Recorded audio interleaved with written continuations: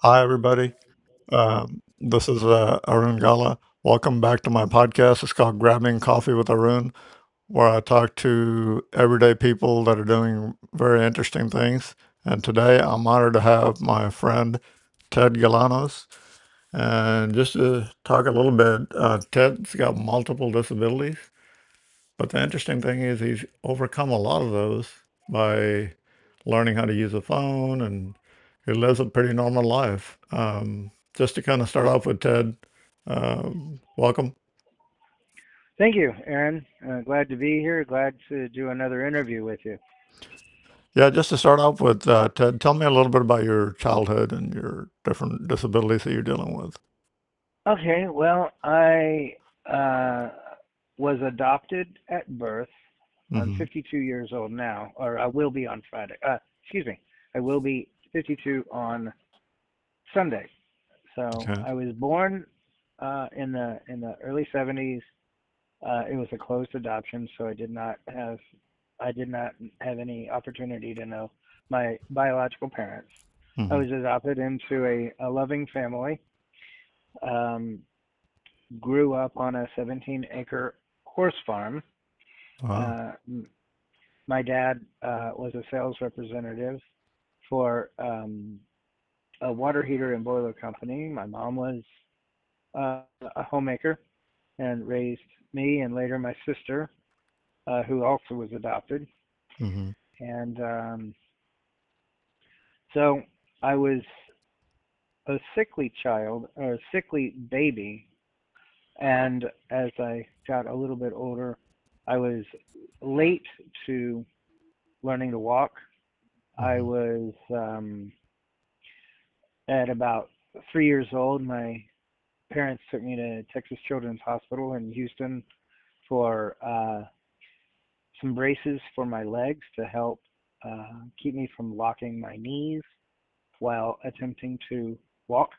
I was also born with scoliosis, so I was also fitted with a back brace at TIR, Wow. Texas Institute for Rehabilitation and Research, all at a very, very young age, and some of it I don't even remember anymore.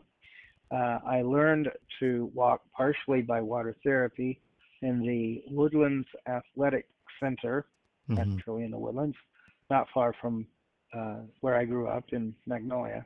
Hmm. And diagnosed at about 5 years old, just before starting kindergarten, with retinitis pigmentosa. Right. And so the doctor told my parents, my mother specifically, this kid is going to go blind eventually. Right. So you need to take care of him and you need to. I don't know what the doctor said. Of course, I was too young to understand any of that at the time. Right. But suffice it to say, it was never a secret. It was never hidden from me that yes, I had disabilities, both physical, ergo the braces, and invisible, the impaired vision, though I didn't really know it at that time. Hmm. Um, but of course, things tend to progress, especially with retinitis pigmentosa. That's the tone you were talking about. Right. Um, just as you've got RP, you understand the degrees of vision loss, and Right.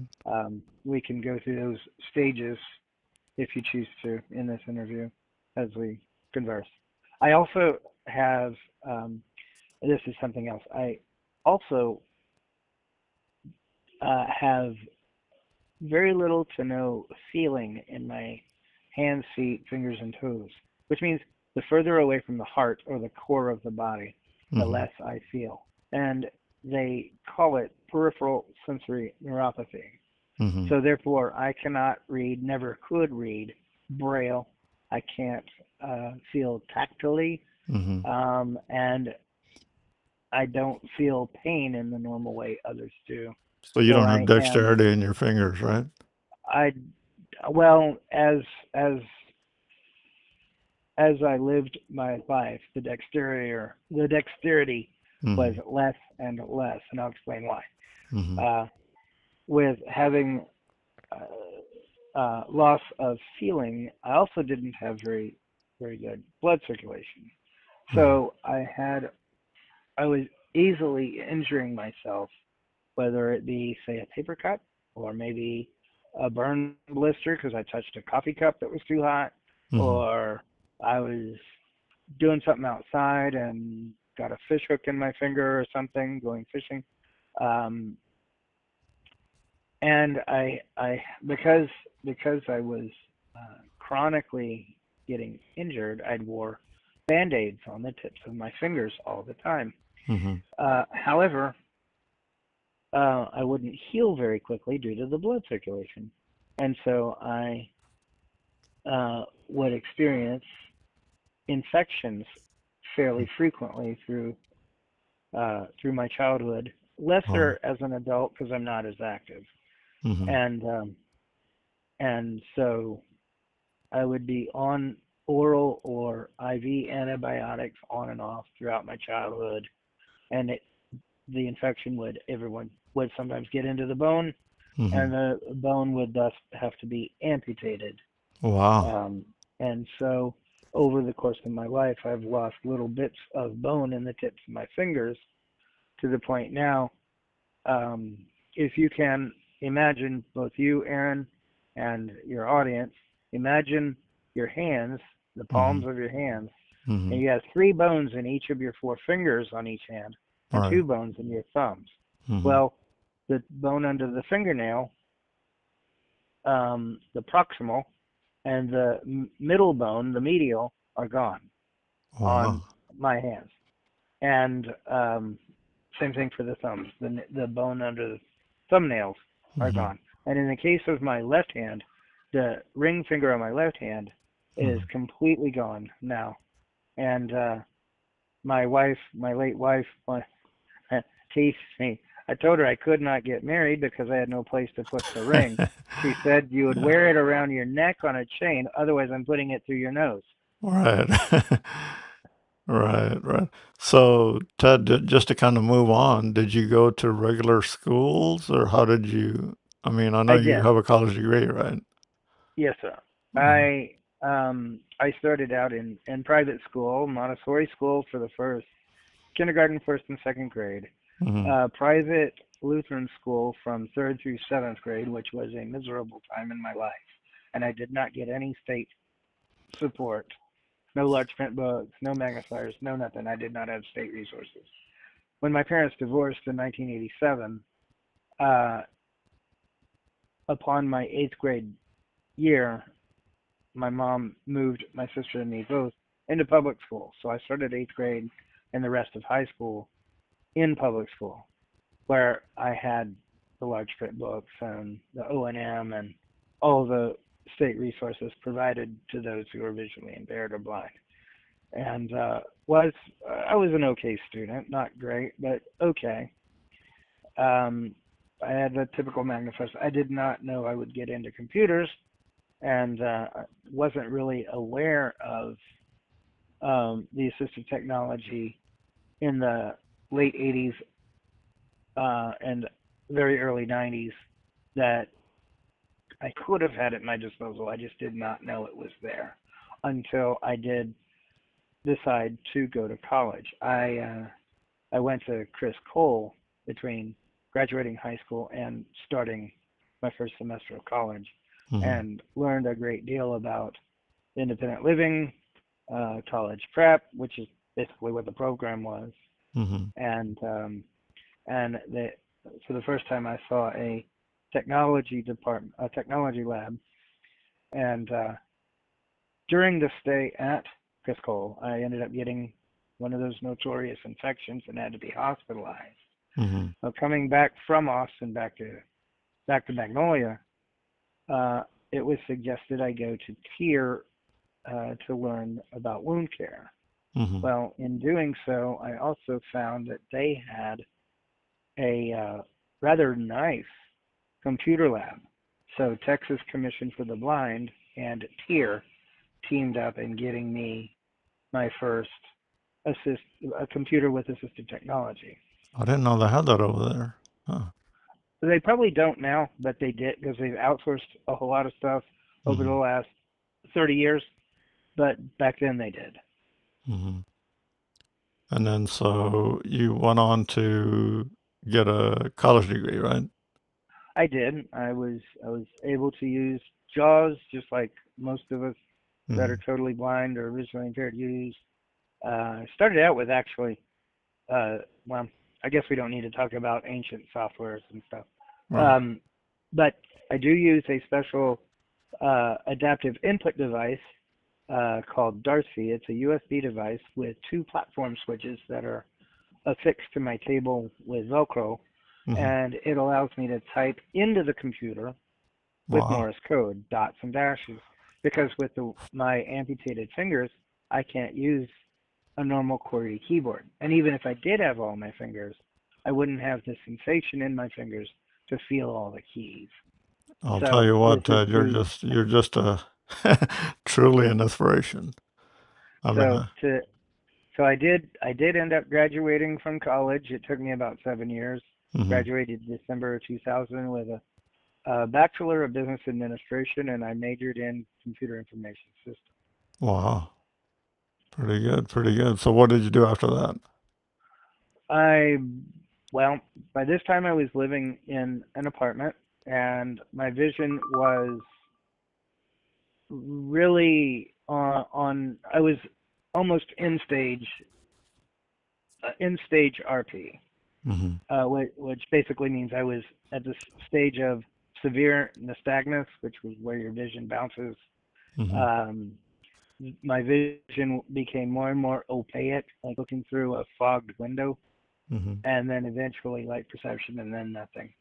Over the next from about mid 2000 to mid 2002 is Hmm. what my vision was like, and so I more or less, and I had to give up the keys to my scooter, which is what I used for mobility all through college, because walking would tire me out, and so in order to get around campus, I used a scooter.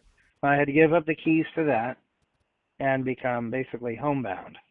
Hmm. Um, Was your vision pretty bad during college, or because it, mine was okay. I was still able to read regular print and all that. So. I was able to see print placement on the computer screen, Hmm. especially if I had inverted the white on black instead of black on white. Hmm. But I couldn't actually read the text very well. Hmm. And closed circuit televisions and Zoom text and stuff just gave me a headache. So I relied mostly on the screen reader and largely on cassette recordings Hmm. of the uh, professors, and then I would transcribe those cassette recordings to Word and just studied the heck out of the notes that I transcribed. And every once in a while, like if it was a marketing case study or something that required me to read, that is when I would hire a reader to read into a cassette and then listen to that. Yeah. Just to kind of move on to the iPhone, Ted, I think I'm quite impressed with the way that you use the iPhone. Can you tell me a little bit about how you do that, or? Sure. I was a very late comer to the concept of smartphones or cell phones in general. Hmm. I decided I wasn't going to pay for a cell phone, wasn't going to pay for cellular service. Anybody that I was around, remember I said I was a homebody or a shut-in, if you will. Any place I went, I had somebody with me and had to push my manual wheelchair, Hmm. and so usually that person had the cell phone. Well, you might know that I ended up quit riding Metrolift and didn't go anywhere unless my dad or my uncle or somebody could come and take the time and take me to wherever. Um, but after fast forward to 2018, I've already been in a nursing home for about 6 years. Right. Um, Fast forward to October 2017. A buddy of mine on the computer on a voice chat site I belong to. Mhm. uh, challenged me, and he said his name is Bruce, lived in St. Louis. Said if I can play Dice World with my nose, there's no reason why you can't get a an iPhone and use it. Right. And in front of all of us over Skype, remember Skype? Um, he actually played a couple of rounds of one of the games on Dice World. I Mhm. said, "Well, darn it, Bruce, I guess I gotta take your challenge." So I started looking into the Specialized Telecommunications Assistance Program, Mhm. STAP, so I could get some funding for an iPhone. Mhm. And once I applied for and was approved for that voucher, I submitted that in April or May of 2018. I got my first iPhone. It was an iPhone 7, Mhm. and through a local users group here in Houston called iBug, iBlind Users Group, Mhm. and my friend Tammy Lynn up in Minnesota, who's a assistive technology instructor, also blind, over the phone, Mhm. taught me the ways of the iPhone, and I picked it up pretty quickly, and even the rotor was pretty simple. Mhm. And she said that I mastered more things in 2 weeks than a lot of her students master in 2 or 3 months. Wow. And so the unique way and this is what you're getting at, Aaron, I think, the Mhm. unique way I use my phone because of the truncated fingers and Mhm. lack of feeling is that I hold the phone in the palms of my hands in a certain way, Mhm. and I use my nose to do the one finger swipes, like swipe left, swipe right, flick up, Mhm. flick down, single or double or even triple tap, That is and hold. crazy, Ted. And then to do the magic tap, the two finger double Uh-huh. tap, I use my nose and my upper lip. If I need to do a three finger to shut JAWS up, no, shut voiceover up or Mhm. turn it back on, or whatever, I use the nose, upper, and lower lip. And God forbid I have to use the whole screen to use the forefinger, which then would Mhm. incorporate my chin. Wow, that is amazing. What about JAWS? How do you navigate JAWS? Because you don't use Well, a I regular, just do you use a regular keyboard or? well, I had explained that earlier when we were talking about the Oh, computer. yeah, I yeah. used the Darcy with the Morse code, Right. and How, that how, pretty much. And sorry, my other phone is yapping. Um, so I basically it's just Morse code input with an expanded version of Morse code. You have your typical, like for example, SOS is three dots, three dashes, and three dots. mhm. You might have and your numeric key, your numbers like dot and a dot and four dashes is number one. Mhm. A dash and a dash and four dots is six.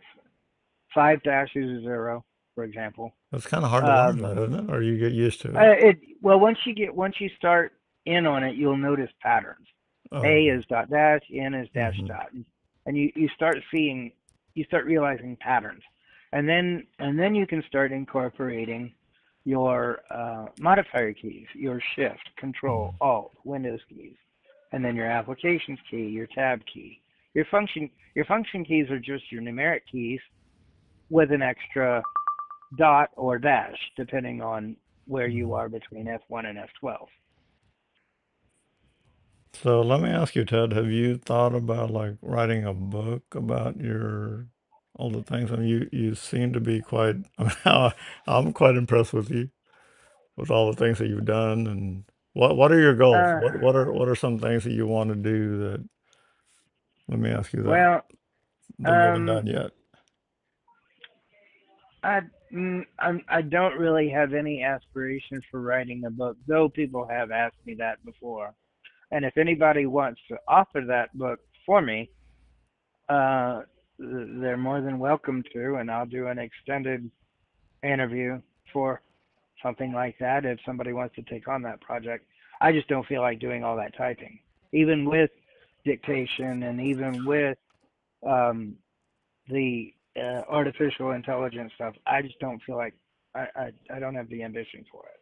Right. I'm sure Um, somebody could help you with it, or like you said, somebody could help you with that, or whatever it would be. but what I have been enjoying for the last few years is with the phone, Hmm. I have reinstated my Metro list, Hmm. and I do get out and go places. And when Joanne was alive, she and I would go everywhere, and it's all on Facebook because I would post, Joanne and I are going to this restaurant, we're going to that restaurant, we're going to this concert, we're going blah blah blah.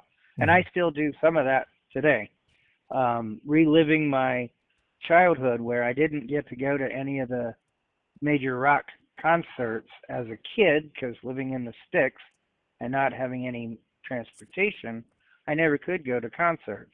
Yeah. But now I can sort of relive it in such a way that I'm going to listen to tribute bands of the bands I enjoyed in the 80s, 70s, So, 80s, and 90s. so what Uh, rock, what group would you want to see that you haven't seen before?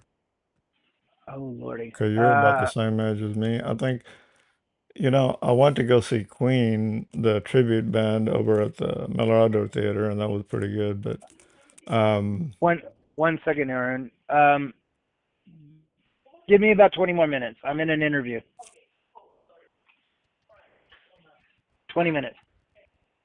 That was the nurse about to give me a breathing treatment no, it's that okay. I told her to stand by. Yeah. Anywho, so I'm curious. I have seen a Queen tribute band, and in fact, that was the very first tribute band I ever saw, Hmm. and they were phenomenal. Yeah. Um, the the singer Hmm. is named Kirk Cousins, and he also has a band that is the Billy Joel tribute, which is Hmm. also equally phenomenal. Hmm. But So I wonder if that's who you saw. yeah, Ted, I'd like to see. Maybe he's too old by now, but Bob Seger. I like to see Bob Seger in That concert. Yeah, that would be cool. And I have not heard of any Bob Seger tribute bands, at least in the Houston area. So Yeah, that would be cool. yeah. So, was there anything else that you want to share with my audience? I know.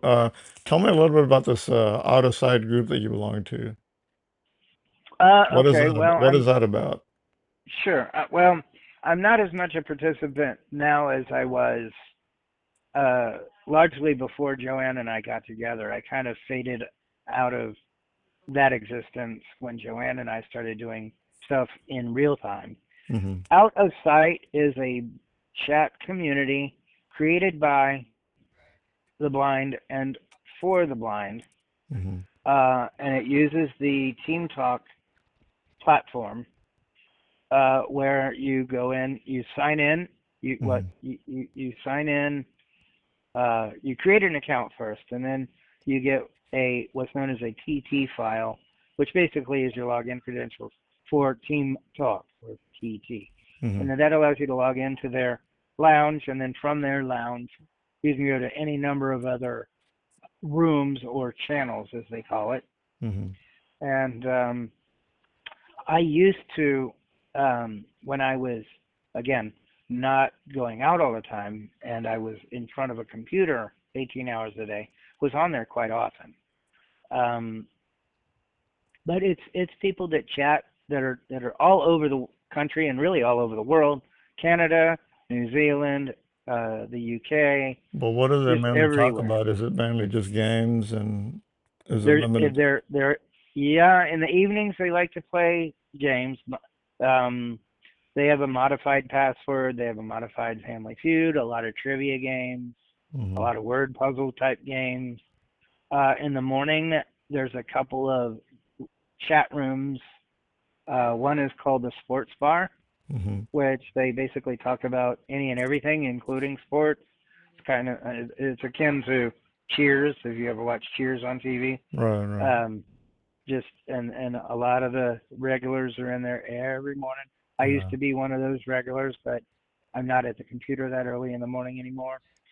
Um, To be honest with you, Ted, I grew up with Three's Company and Cheers, and the younger generation, they don't know what that is. So, I'm well, if the audience wants to experience it, they can certainly go to www.outofsight. O-U-T hyphen O-F hyphen S-I-G-H-T.net. Out hyphen of hyphen site dot net. Hey, do they have any games, something close to like Jeopardy? Yeah, I think they still do a Jeopardy game. It used to be on Wednesday nights. I don't know who's hosting it now, but I guess that doesn't really matter. Mm-hmm. Um, I used to uh, create the audio intros for a lot of those games, Mm-hmm. uh, and some of those games were dynamic because you had clue givers, and so I would make custom intros each week for the various clue givers for the for usually like the password game or the Family Feud game, and I think there was one other I don't remember. Um, but I've long since given that up. They also have a talent show they do every Saturday night, um, called On Stage. I Mm-hmm. used to host it, but I don't anymore.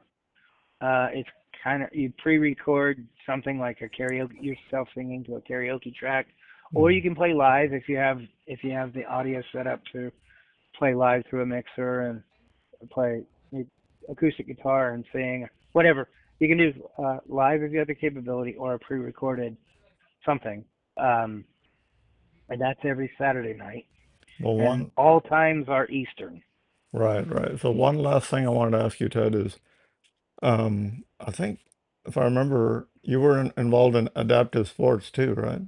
Can you talk a little bit Yeah, about that? And sure. I've not done that in a long time either, largely because of lack of transportation. I remember you like to But hunt or something like that. So. that too. And yeah. Okay, so the what you're referring to, there's two or three organizations. There is Turning Point, paraplegics on independent nature trips, but they accept any disabilities. Puts on each year, each spring, a black drum fishing tournament for the physically challenged out of the yacht basin in Galveston. And people get on these small and medium sized boats and go out fishing for drum. Hmm. And it is a tournament for the disabled. Um, I started going. It's okay.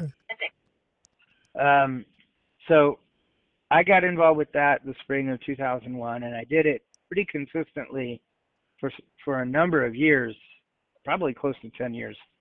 But then uh, ending up in the nursing home, it wasn't as easy to get out there, and then some other things happened. And um, um, getting older, and my friends are getting older and don't have as strong backs as they used to, so I don't have the people that can lift me into places in and out of cars, in and out of bed, and off and on the restroom.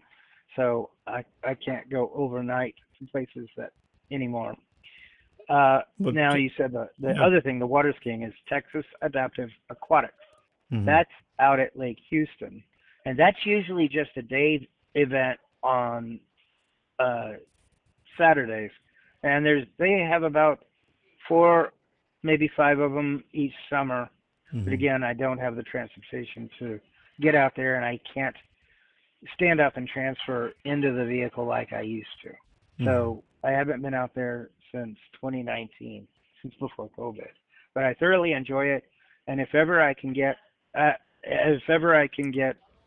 um, accessible uh, transportation to that um, Hmm. location, then I'd certainly love to get back into it. Well, And then take a tell bunch. me, tell me a little bit more about your hunting. I know that we talked. I think I might have talked to you about that before, but you might be talking to somebody else about it. But I do remember you did a little bit of hunting, right? I did, yes. That also, uh, the Roger Randall, the president of Texas Adaptive Aquatics, Hmm. in the mid to late 2000s, Hmm. was trying to put together a wheelchair accessible duck hunting Hmm. sister organization to the water skiing stuff. Mhm. And I told Roger, I said, I'd love to go hunting, but there's no way I can hold a shotgun and shoot something in flight. Is there anything out there that is more of a land-based hunt? So he did some research and found that there indeed was a an organization in Somerville, Texas, that put on a hunt, a meat hunt for people in wheelchairs each year. Mhm. And so uh, we signed up for that. I was approved. I was approved 2011, 2012. I didn't go because that was when I ended up in the nursing home.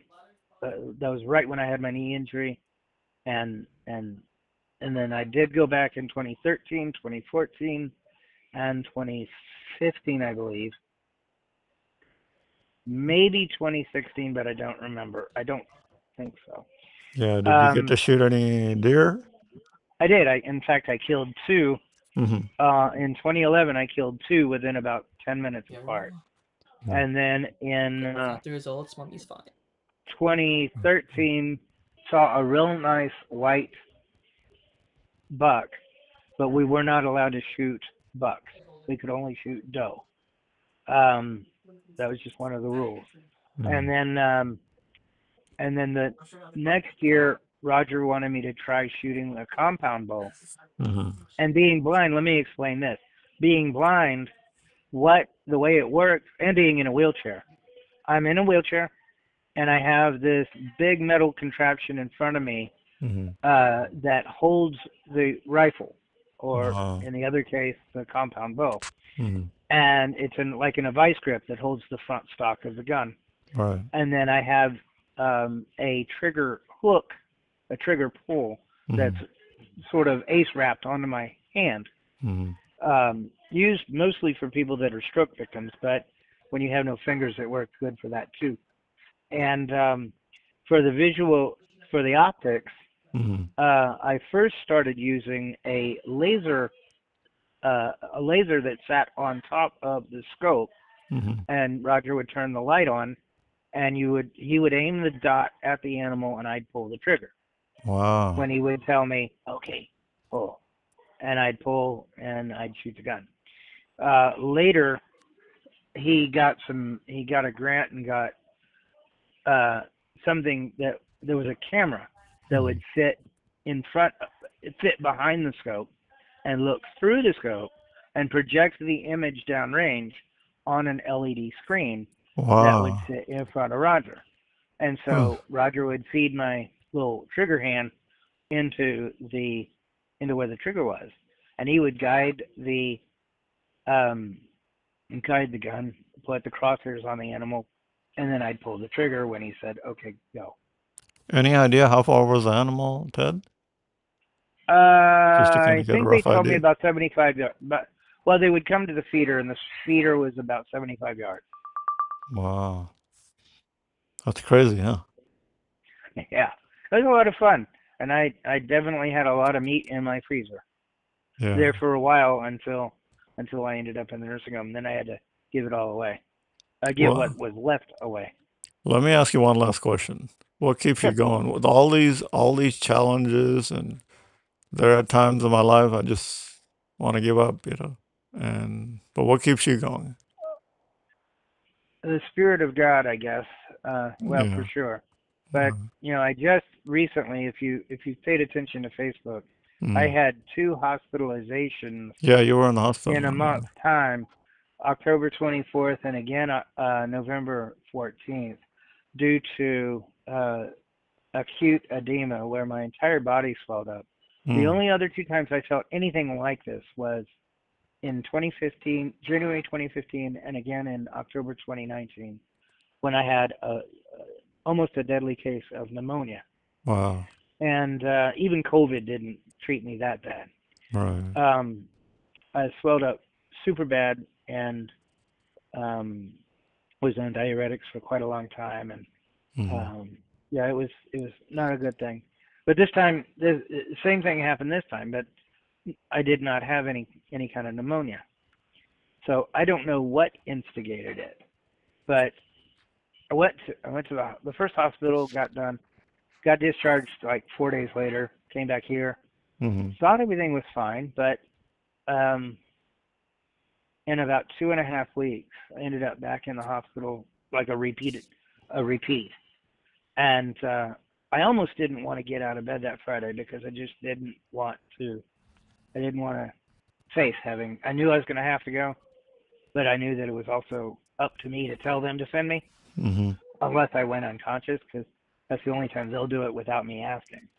So, Yeah, believe it or and not, Ted, I know you're one of the few that I interviewed on my YouTube channel, and I've been uh, waiting for an opportunity. I said, "What am I going to ask him?" You know, I've done a few interviews already on my Spotify channel, but believe it or not, you're truly, truly an inspiration to a lot of us. That I mean, I just have the eye condition. I'm still able to walk around. There are days that I tell myself that I just like I can't do this anymore. But well, then that second I look at you, and I go, man, it's believe, that second stint in the hospital in a mm, month, I mm, was really questioning whether I wanted to keep going because Brian, it's painful, it's awkward, it's a miserable state. mm-hmm, What I have to deal with from a medical perspective in laying in the bed and dealing with what I've got to deal with. I'm yeah, not going to get into the graphic and gory details of it all, but right, right, it's painful, it's miserable, and I yeah, just did not want to go any further. But believe it, some way somehow they got literally 30 pounds of fluid off of me in 4 days time, mm-hmm, and I got back here. I was feeling a lot better. I've been able to maintain for the last month, doing quite well. So, but it's got to be it's got to be the strength of Jesus that yeah, that yeah, keeps me going, and my mom and dad. I just yeah. Yeah, cherish your parents because I tell you what, I lost my dad 3 months ago, and it hasn't been the same. So that's been a big, big challenge. So yeah. anyway, Ted, I really it's an honor to talk with you. And if you guys want to reach me, my email is grabbingcoffeewitharun@gmail.com. Uh, you can find me on Spotify. And Ted, how can somebody reach out to you if you want to give your email or if you want to? I know we didn't get a chance to talk about your audio. What is that? That audio? Oh, Uh, using Audacity. yeah, Uh, we could have a whole long form yeah, interview with we could do that some other time. Audacity, and we didn't get into meeting my birth father and maternal half brother and all that. We could have a whole new session Yeah, talking about that I stuff. could do I could do an episode two with you sometime. But Yeah, right. how could somebody reach out to you? You're on Facebook, right? I am on Facebook. Just Ted Galanos. Uh, Spell that out and for me. then okay, TED Uh huh. space G as in George, ALAN as in Nancy, OS as in Sam. Yeah. And my email address is T as in Ted, R as in Rudolph, dot Galanos, same spelling, at gmail.com. All right, Ted. Thank you very much. We'll do another one sometime soon. Sure, my pleasure. Okay. Thank you. All You right, have a good one. Appreciate it. you Bye too. bye. Bye.